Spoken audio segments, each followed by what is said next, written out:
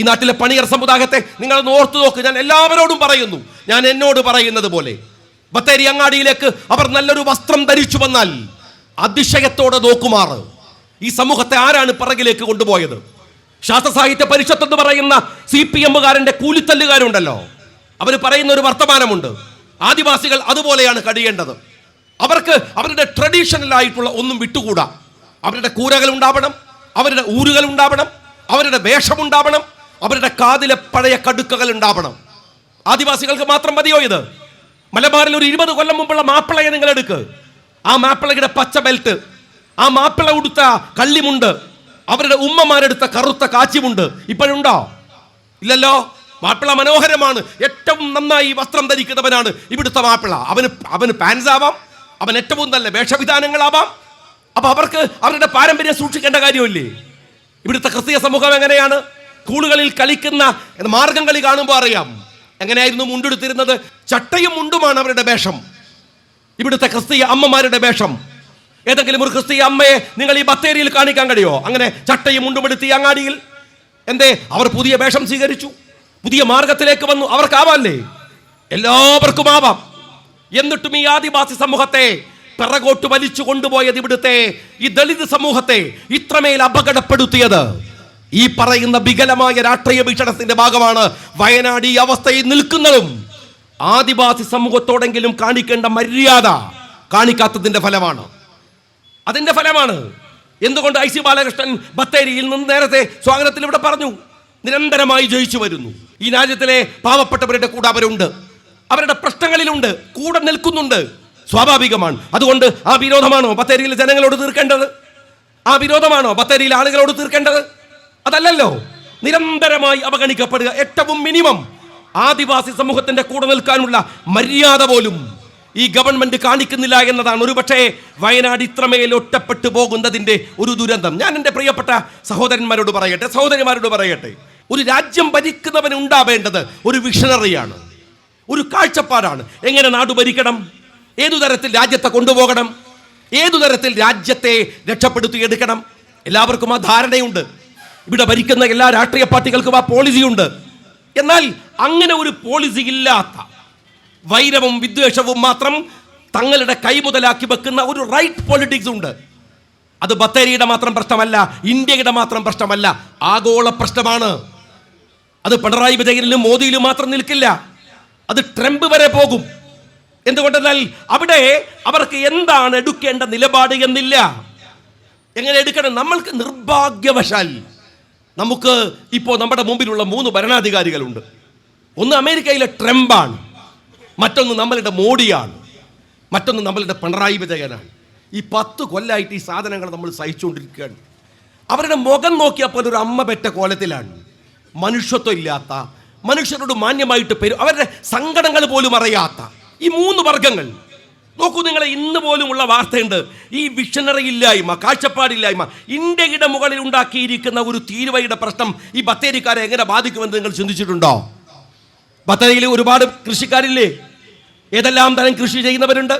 നിങ്ങളുടെ കാർഷിക ഉൽപ്പന്നങ്ങളെ കയറ്റുമതിയെ ബാധിക്കുന്ന പ്രശ്നമാണ് ഇന്ന് മോദിയുടെ ഭീരുത്വം കൊണ്ട് അമേരിക്ക നമുക്ക് മുകളിൽ ചാർത്തിയിരിക്കുന്നത്. എന്തായിരുന്നു ഈ മോദി പറഞ്ഞത്? അമേരിക്കയിൽ തെരഞ്ഞെടുപ്പ് പ്രചരണത്തിന് വരെ പോയി എന്ന് പറയാവുന്ന വിധത്തിൽ മോദിക്ക് അങ്ങ് ട്രംപിന് വേണ്ടി വോട്ട് വാങ്ങി കൂട്ടാൻ പോയത് ഈ മനുഷ്യനാണ്. മൈ ഫ്രണ്ട് എന്നാ പറഞ്ഞിരുന്നത്. ആരെക്കുറിച്ച്? ഈ ട്രംപിനെ കുറിച്ച്. My friend. ആ പ്രസംഗം നിങ്ങളൊന്ന് കേട്ടു നോക്ക്. ഫ്രണ്ടായാൽ മതിയോ? ഞാൻ മോദിയോട് ചോദിക്കട്ടെ, ഈ തീരുവ ഇത്രമേൽ ഇന്ത്യയുടെ മുകളിലേക്ക് അടിച്ചേൽപ്പിക്കുമ്പോ ഒരു കാര്യം ഞാൻ പ്രിയപ്പെട്ട ബത്തേരിക്കാരോട് പറയട്ടെ, 21 ദിവസമെങ്കിലും ഇനി ആ വിഷയത്തിന്റെ മുകളിൽ ചർച്ചയുണ്ടാവില്ല. ഈ 21 ദിവസത്തിനകം ഇന്ത്യക്ക് ഓയിൽ വാങ്ങണ്ടേ? ഇന്ത്യക്ക് ഓയിൽ വാങ്ങണ്ടേ? ഇന്ത്യയുടെ ഉൽപ്പന്നങ്ങൾ വിറ്റഴിക്കണ്ടേ? നിങ്ങൾ ഇവിടെ നിന്ന് ഉണ്ടാക്കുന്ന കൃഷി ഉൽപ്പന്നങ്ങൾ മുകളിലേക്ക് വിപണനാവശ്യാർത്ഥം പോവാത്തവണ്ണം നിങ്ങൾക്ക് എങ്ങനെയാണ് അതിന്റെ വില കിട്ടുക? എങ്ങനെയാണ് കിട്ടുക? വിപണന ഉൽപ്പന്നങ്ങൾ മാർക്കറ്റുകളിലേക്കും ലോകത്തിന്റെ വിവിധ ഭാഗങ്ങളിലേക്കും എത്തിക്കേണ്ട എനർജി, പെട്രോളിയം ഉൽപ്പന്നത്തിന് നിങ്ങൾ വിചാരിക്കുന്നതിനേക്കാൾ വില കൂടിയാൽ എങ്ങനെയാണ് നമ്മുടെ ഉപകരണങ്ങളെ, ഉൽപ്പന്നങ്ങളെ വിൽക്കാനാവുക? വിവരമില്ലായ്മ, കാഴ്ചപ്പാടില്ലായ്മ, അതിൻ്റെ പേരിൽ മാത്രം. ഇത് തുടങ്ങിയത് എപ്പോഴാണ് പരിശോധിക്കേണ്ട കാര്യമല്ലേ? ഈ പഹൽഗാമിൽ നമുക്കറിയാം, തീവ്രവാദികൾ ഭീകരമായ ആക്രമണം നടത്തുന്നതോട് അനുബന്ധമായി പാകിസ്ഥാനുമായി ഇന്ത്യയുടെ യുദ്ധമുണ്ടായി. ആ യുദ്ധം അവിചാരിതമായി. ആ യുദ്ധം നിങ്ങൾ മനസ്സിലാക്കണം. എല്ലാ വിയോജിപ്പുകളും ഈ രാജ്യത്തിന്റെ കൂടെ നിൽക്കുമ്പോഴും മോദി ഈ രാജ്യത്തിന്റെ പ്രധാനമന്ത്രിയായി പാകിസ്ഥാനുമായി യുദ്ധം ചെയ്യുമ്പോൾ എല്ലാവരും കൂടെ ചേർന്ന് നിന്ന് കൊടുത്തു. അത് മര്യാദയാണ്. അത് നമ്മളൊക്കെ ചെയ്യേണ്ട ഉത്തരവാദിത്തമാണ്. ആര് ഭരിക്കുന്നു എന്നതല്ല, ഇത് നമ്മുടെ നാടാണ്. നമ്മുടെ രാജ്യം പാകിസ്ഥാനുമായി യുദ്ധം ചെയ്യുമ്പോൾ അതിൻ്റെ കൂടെ എല്ലാവരും നിന്നു. നമ്മൾ മുന്നേറുകയാണ് എന്ന വാർത്തകൾ ഇങ്ങനെ കേട്ടു. അതിനിടയിലാണ് പെട്ടെന്ന് വെടിനിർത്തൽ ഉണ്ടാവുന്നത്. ആരാ നിർത്താൻ പറയണത്? ആരാ പറയണത്? ഇന്ത്യ തുടങ്ങി വെച്ച ഒരു യുദ്ധം, അല്ലെങ്കിൽ പാകിസ്ഥാൻ ഇന്ത്യയെ ആക്രമിച്ചതിന്റെ പേരിൽ നമ്മൾ നടത്തുന്ന ഒരു പ്രകടമായ യുദ്ധം, അത് നിർത്തിവെക്കാൻ ആരാണ് ട്രംപിന് അവകാശം കൊടുത്തത്? 8:30 മണിക്ക് നരേന്ദ്രമോദി പത്രസമ്മേളനം വിളിക്കുന്നു.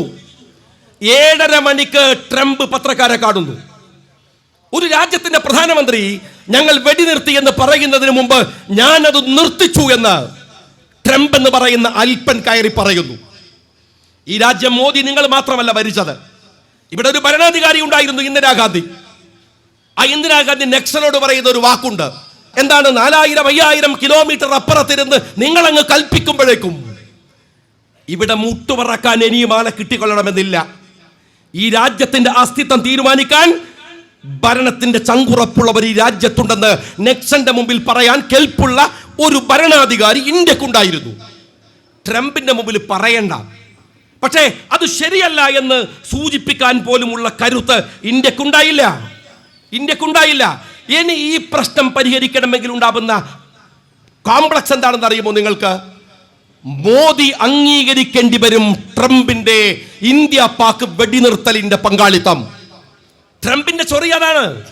ഞാൻ വെടിനിർത്തിപ്പിച്ച, ഞാൻ യുദ്ധം അവസാനിപ്പിച്ച വിഷയത്തിൽ എങ്ങനെ ട്രംപ് കൊണ്ടുവന്ന ഒരു വിഷയത്തിൽ എങ്ങനെ മോദി ഇടപെട്ടു എന്നതാണ്.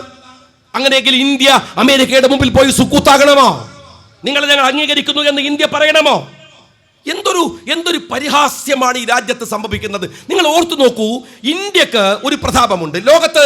നിങ്ങൾ ലോകത്തെക്കുറിച്ച് നിരീക്ഷിക്കുന്നവരാണെങ്കിൽ നിങ്ങൾക്കറിയാം, യൂറോപ്യൻ രാജ്യങ്ങൾ തകരുകയാണ്.